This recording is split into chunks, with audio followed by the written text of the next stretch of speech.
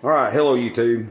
I'm going to do this little quick review, hopefully quick, on this HD series. It's called the Heavy Duty Slicer from Cabela's. This is a Cabela slicer. I just bought this new about a little over a month ago, and I've used it twice now to slice bacon. I made some bacon. And just to give you a little update, it's right at it. On sale was $99. I think they originally sell them for $129, $119. I could be wrong. This is supposed to be the newer version of the one that they had that's going to be in their stores this year. Now, it says heavy duty. You know, slicing might vary. I'm just going to let you know. Now, here's the little part. You know, you put your meat on here. You're limited to the size meat you can put in this slicer here. I think this is an 8-inch. Now, you know, that's not such a big deal if you're just using it for general use at home like me. I do beef jerky and doing my bacon now, stuff. But it don't really slice that great. This flips back so you can clean or you can use a bigger, you can hold something bigger probably. You know, I mean, and it does, you know, have a nice adjustments over here, the buttons on and off right there, and your adjustment from 0 to 25 it says. But the big thing is when you are cutting, you're going to notice, like when I got this, and the blade assembly, the motor, and how all this goes on when you're cutting at the top. I don't know if you can see this. If you'll see how much a little wider it is at the bottom compared to the top there. See, so you got to be careful. It's not a perfect slicer. It is what it is for $100, but it's not perfect. And the other only thing I didn't really like about it, let's go to the blade. Okay, it's got a little push in, pull up tab, and then you turn. That's open, and it comes off. Now, here's the deal. You either leave that on and take the 3 screws out each time if you want to just clean the blade, or you're bringing the gear and grease and all out each time when you clean the blade.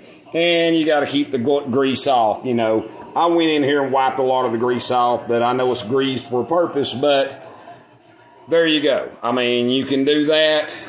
You put it back on here.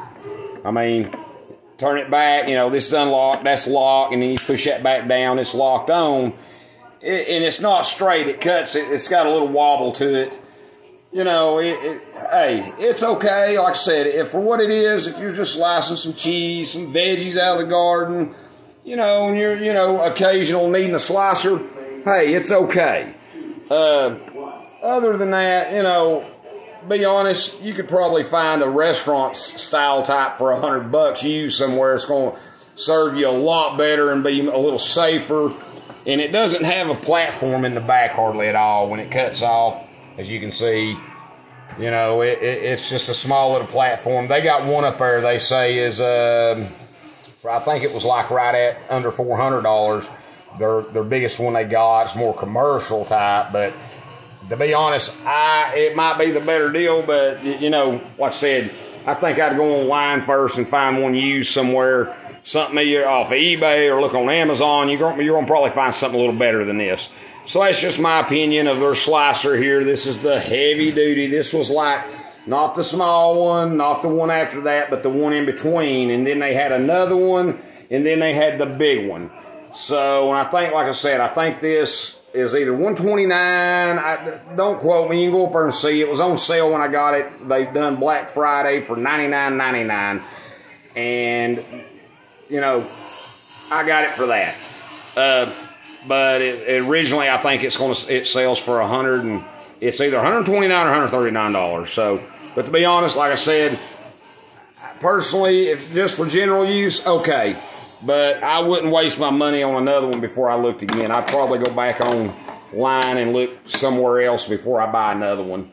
And like I said, it is not the safest thing in the world here, and it does not really, in my opinion, does not cut that great to have a wobbly blade. And, you know, if you want to just clean the blade without the grease, you need to take the 3 screws out.